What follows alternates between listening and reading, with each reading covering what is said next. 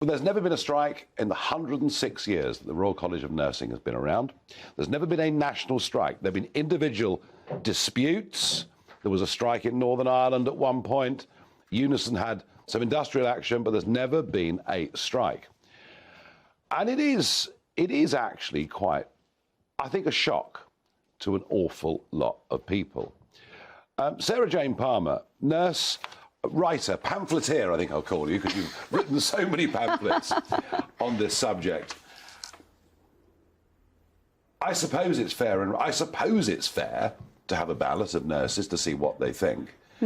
How do you feel about a national nursing strike? I feel it would be morally abhorrent to have a strike, especially on the basis that 17% is what's being demanded. It's just completely unreasonable. 7% above inflation. Inflation's at 10% and many people won't even get 1%. So it's unfair to society, and it also puts so many people at risk as well. Now, the argument put is that over the last decade or so, that nurses' pay has fallen behind. You know, the average nurse's salary is about £34,000, I think. I mean, clearly there are some earning more than that and some earning less than that. It's not a great deal of money given what things cost these days. That's the argument. Our wages didn't keep up over the course of the last 10 years. Yeah, but really, a few years ago, they had the 15% rise to catch up with some of the real terms losses that were seen when they had, I think there was a cap on of 1%. And then since then, yeah, there's been some degree of loss, but then so has there been for everybody else in society. So I feel it's unreasonable to then demand 17%. Yeah, and on the basis of that to actually strike, I think that's what's morally wrong. The strike is morally wrong. Yeah, it would put patients at risk. There's been a study that shows in America, when they had a nurses' strike, that mortality rose by 19%, hospital readmissions rose by 6.5%. So we're looking at people suffering, potentially dying, as a result of this action. And I think that that's negligent behaviour, really. Well, Sarah Jane Palmer feels very strongly that it would be morally wrong for nurses to strike, and she cites other examples of where that could lead to increased mortality, more readmissions for patients, and serious problems. But Fatima Kamara, you are a Labour local councillor, a former NHS nurse, but you feel this strike is justified? I would say, Nigel, that a strike, for it to get to a point where nurses have to strike, and the first time in its history, is quite profound. I would say that because of my experience as a nurse and what I've seen firsthand, so sort of a lived experience in terms of the challenges that nurses face in general.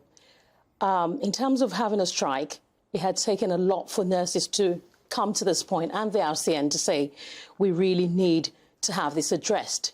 Because I think it feels like without having the attention of the government to sit down and have a proper adult conversation with nurses has brought us to this point where we're at. Well, there is a conversation going on now, isn't there? Because I know that the Health Secretary, Steve Barclay, he had a meeting with the General Secretary of the RCN, Pat Cullen, earlier on today. So there are at least civilised conversations going on. But, and I, discussed with Sarah Jane the fact that nurses' pay has fallen behind over that. And I get that. I understand that. And you say to me this is not some sort of hardline left-wing militant thing. This is people that have been pushed too far. But come on, 17% is ludicrous, isn't it? Nigel, nurses haven't had a pay rise in years.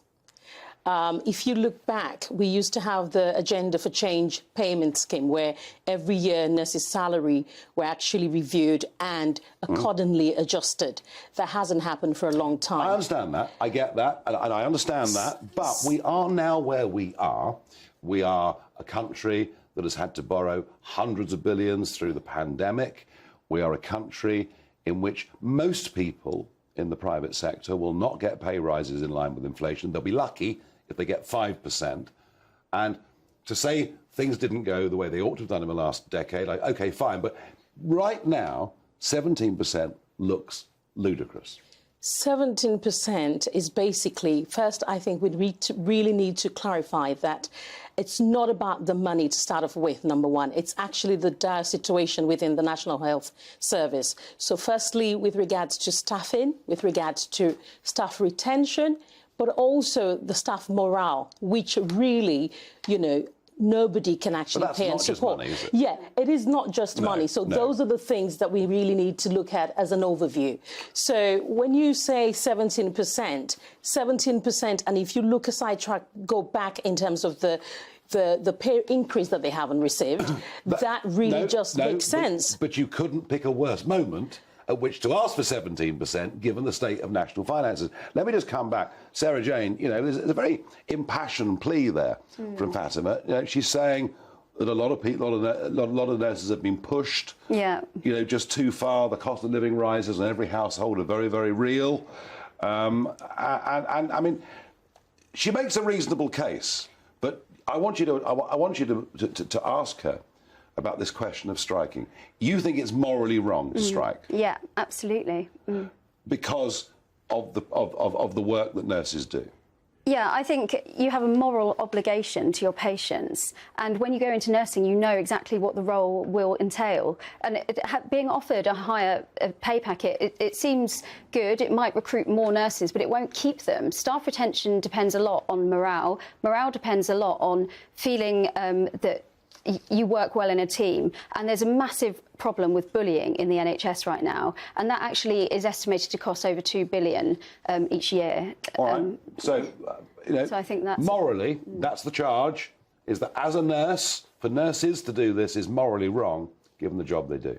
I don't think so, because actually, let's just put a bit of context to it, OK? So with regards to the strike, of all the 311 employers within the National Health Service, it's only 176 that would take part in the strike to start off with. So, and also what that means is, you know, even the trust and employers that are going ahead with the strike, what that means is, you know, your emergency services, there's certain sections and parts of the NHS that staff would not participate but it still has an in impact. the strike. It would still have an impact. It would still have an impact, yes. Nigel. What I'm trying to also say is that within the NHS, we're now talking about, OK, the conversations going on, you know, we'll have to have this adult conversation and see where we need to get to some sort of an agreement. But let's take a step back and think, you know, the government spent on test and trace over 32 billion that should have gone through. I think it was 36 billion. 36 billion. And so we can that argue, is unacceptable. We can argue there's money can be saved in the system through waste. And I understand that. Listen, we've had both sides of the argument. I'm going to get you both back in a couple of weeks' time. Please do. We're going to continue this. Okay. We disagree, but we do it in a civilised way. Thank you.